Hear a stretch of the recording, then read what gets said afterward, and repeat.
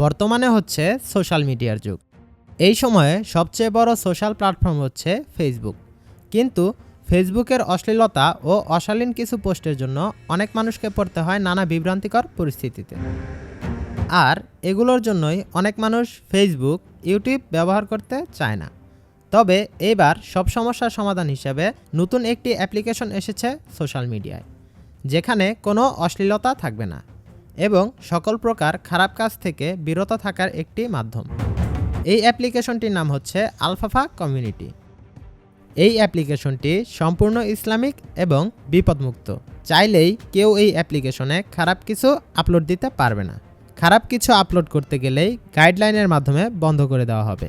তবে বলা যায় এই আলফাফা কমিউনিটি অ্যাপ্লিকেশনটি যুবক ছেলেদের খারাপ কাজ থেকে বিরত রাখার একটি সোশ্যাল প্ল্যাটফর্ম।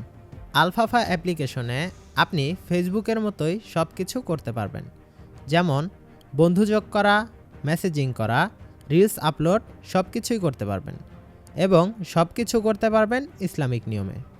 এই পর্যন্ত যারা যারা আলফাফা অ্যাপ্লিকেশনটি ব্যবহার করেছে সবাই মনে করেন এটি একটি ইতিবাচক মাধ্যম এবং এর মাধ্যমে অনেক মানুষ আল্লাহ তাআলার আদেশ নিষেধ মেনে চলতে পারবে।